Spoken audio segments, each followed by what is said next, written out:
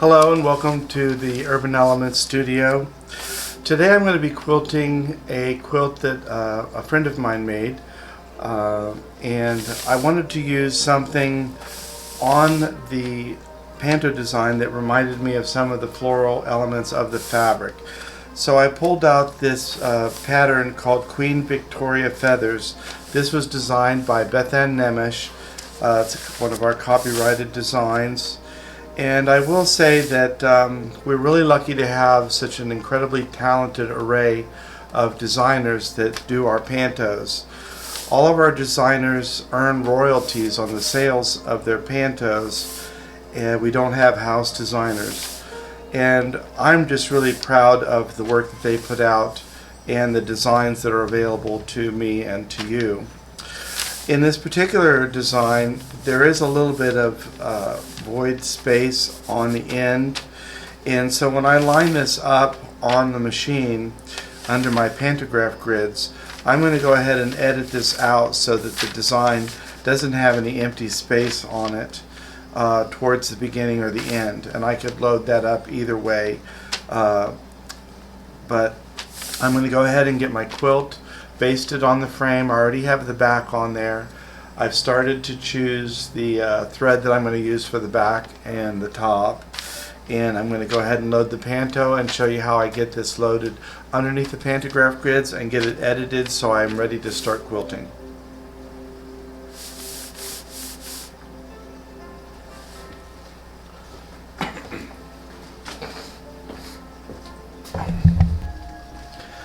As you can see, my Pantograph Gridz is always in the back of the machine.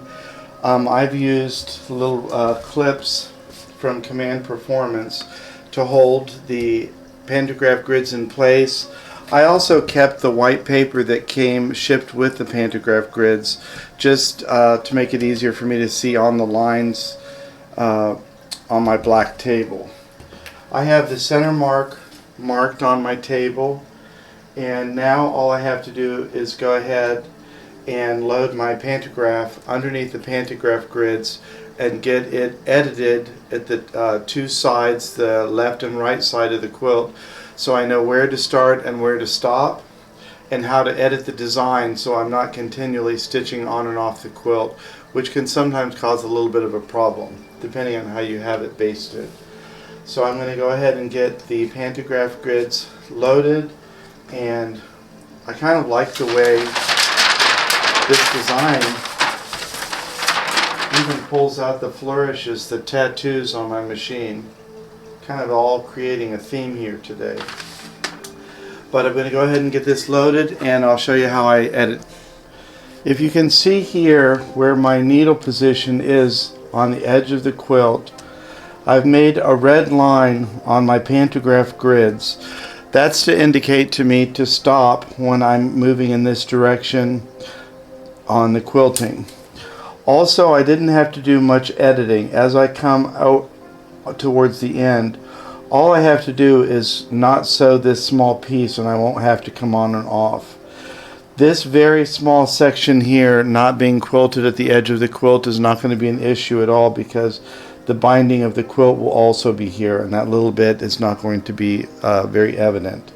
So I'm going to move the camera and let you see how I'm going to do the left side of the quilt in the same manner.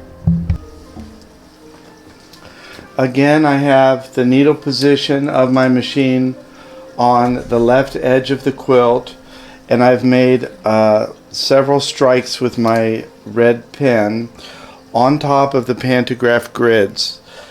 This is a dry erase pen, so all I have to do is get a wet cloth to remove that, and I'm not damaging the original pantograph. These are the pens that I'm using. They're by Expo. It's vis-a-vis. It's a wet erase. I don't always like to use the dry erase, just in case when I'm loading or unloading the quilt, if the quilt should go over top of the dry erase, that dry erase ink could transfer to the fabric, and we don't want that. So we're using the wet erase marker on the Pantograph Gridz. And now that we have our beginning line, what I would do is just look at this and see where the design is going to go on and off. So I could either shorten this line and draw that in, but I'm just going to edit it out. And this component here gets sewn with the bottom section of this beautiful feather. So I'm going to go ahead and eliminate that. Again, it's not enough of a space to worry about once the quilt gets its binding attached. So my start point is going to be here. I'm just going to start the panto and it will work its way over. So I've edited the beginning and the end of the design. And I've been quilting for a long time, so I'm fairly comfortable moving left to right or right to left, but you really have to work with your own comfort level. In America, most people are taught to read left to right. In a book, if you're reading signs on the highway, left to right. And so for beginners, it's often easier for them to get the feel of quilting if they're moving left to right also. So this is really just a matter of comfort level and ease of learning. So if you're a beginner, that may be something you want to do. If you're doing pantographs from the back, is move from left to right, and that's how I'll be doing this today. But honestly, I've been quilting for 30 plus years, so I am comfortable doing it either way. But today I have set it up. To get the quilt ready to be quilted, what I have done is I have put my backing fabric, it's pinned to the top and it's pinned to my take-up lever at the bottom. The batting is just right now sitting on top of the quilt. What I've done is marked the center of my backing fabric so I could attach it to the center of my leader. Also, I made sure that the edge of the quilt, the top of the backing rather, was straight, and I marked a line on the backing fabric 2.5 inches down all the way across. That's what I'm going to use to line up my batting, and I'm just going to use 505 temporary spray adhesive to get that lined up, and then I'm going to go ahead and spray the batting with 505 to get my quilt top in position. Sometimes when I'm loading a quilt, I will baste all 3 of those top layers together on a domestic sewing machine before I put it on here. I do that with smaller quilts, but when there's so much fabric and batting to deal with, I normally do it right on the long arm frame. So I'm going to go ahead and spray baste the batting and then spray baste it again so that I can put the top down, and then I'll show you how I baste the top and the edges. I have the 3 layers on the machine, the backing, the batting, and the top. As you can see, Marguerite, who made this quilt, knows that I need a lot of extra batting on the sides to accommodate the table and any method that I use to attach the quilt to the frame. So she's given me plenty of that. I brought up my bobbin thread, and on this particular quilt, very busy as far as colors and tones go. So what I did, I chose a little bit darker purple for the back, and I chose the lavender for the front because there seems to be a lot of lavender, at least to my eye, running through this quilt. I'm not going to change threads on this particular quilt, it's just all going to be lavender. I have my machine set up with the basting function, and so now I'm just going to baste along the top from the center out and down the side, and then I'll come back and do the center out and down the other side.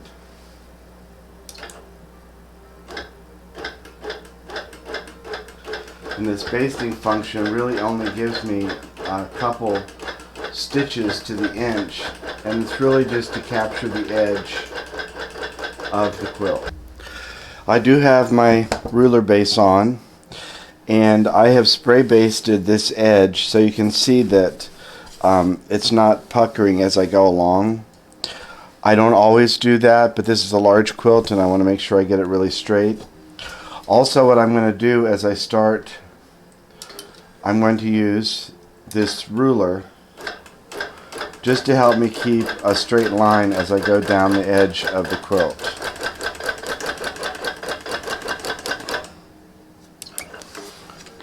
and that's as far as I can go with my ruler base on. I really like to thread baste the edge of the quilt.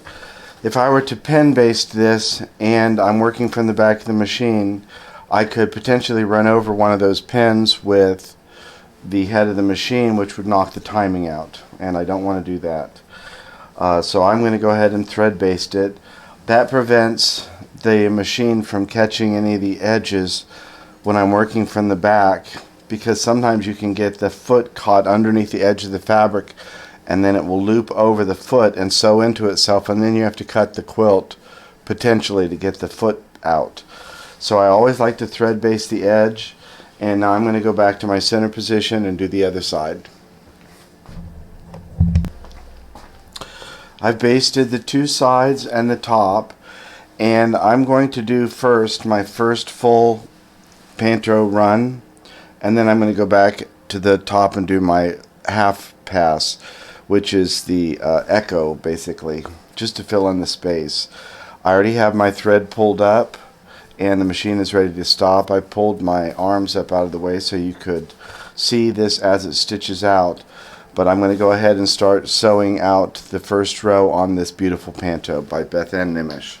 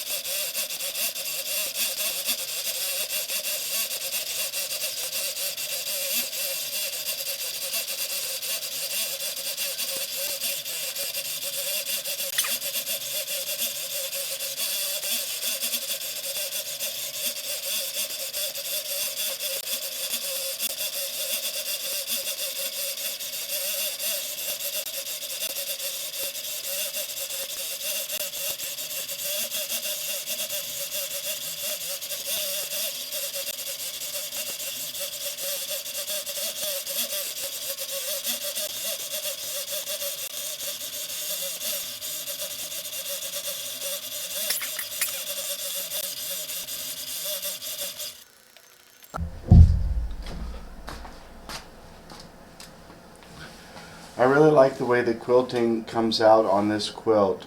I love the design with the flourishes in the fabric pattern, and I think it looks really good. It's very dense pattern, which you can see better on the Pantograph Gridz in the back. I'm going to move the camera next so we can go in. We've done this whole main pass.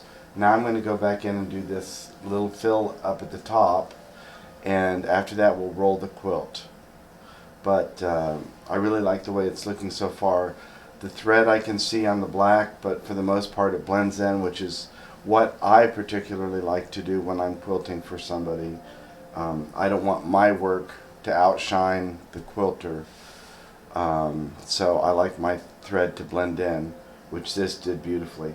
So I'm going to move the camera to the back and we'll show you what the little fill looks like.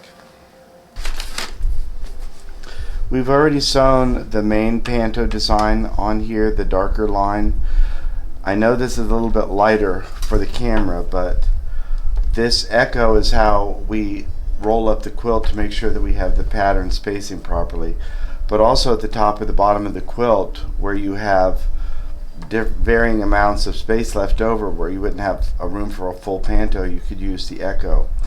And I'm going to come in here and do this echo line, and where it goes off the quilt, I'm just going to run it off until we get back to another line. Now I could connect all of these with the marker on the Pantograph Gridz to keep me on track, but I think visually I can pick up enough of these lines that I can repeat the pattern all the way through, and it will be fine. Also, one thing I was talking about, telling how dense your quilting pattern is, you can see by using the Pantograph Gridz how in every single square inch of this quilt there's multiple lines of quilting inside it, and that's just a way that you could help determine how you price your pantographs by, when you're charging customers, by how dense they are. Some of our patterns don't fill every single square. They have a little more space in them and they're a little more open, and some people really like that. But you can see every single square inch of this has multiple lines of quilting. That's because this is a very dense quilting pattern. I already have my thread pulled up, so I'm just going to start quilting, and as soon as the camera gets out of view, then I'll go ahead and edit that part out. But I'm just going to keep quilting this along.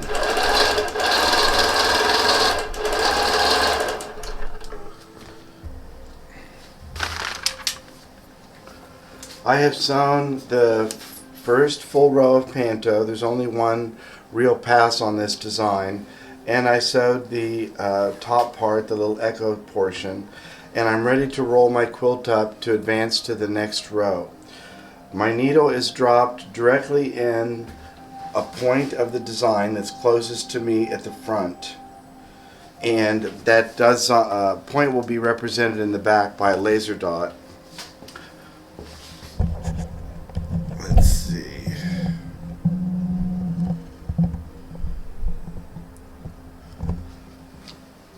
So you can see here where the red laser dot is, right on that element of the design where the needle is up front. What I'm going to do is release the tension from the take-up lever and the bottom lever, and I'm going to roll this quilt with the needle down in the quilt until I get to that same element where the red dot is. The red line's just going to travel right down to the echo. When I get to that, I'm going to go ahead and tighten up both equally so that the red dot remains right on that element, the echo, and that's how we get these lined up perfectly. One thing I will note, I am aware that the needle is into the quilt, and if you have a lot of tension on your bars when you tighten them, you want to hold on to the bar when you release it so that you're not jerking the quilt from the release and tension and possibly getting a little hole in there. So I'm going to do that gently.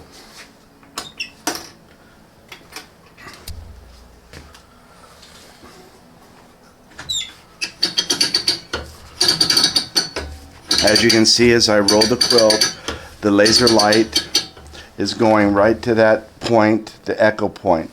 Once I get that exactly where I want it, then I'm going to go ahead and tighten up the top and bottom levers again, making sure that dot remains in place. I have the tension readjusted to the quilt again. The whole quilt is under tension. I have my red dot exactly on the echo design, the same element it was when I started, just having moved down.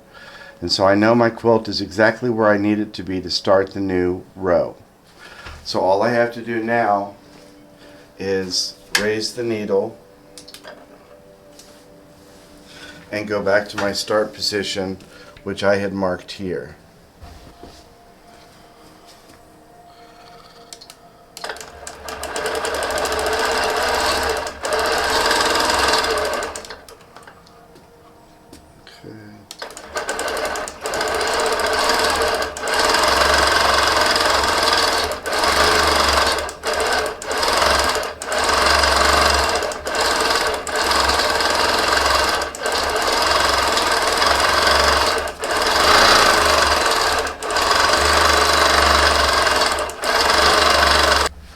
If you look really carefully here, you can see this is the spacing in between my two rows of pantos.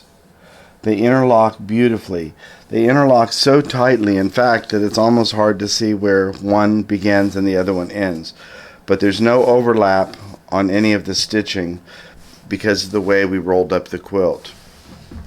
And that's pretty much what I wanted to show you today. I'm going to go ahead and keep knocking out these rows and get this quilt off of the frame. But I wanted to thank you for joining us today, and I hope you'll be back and watch another one of our videos soon.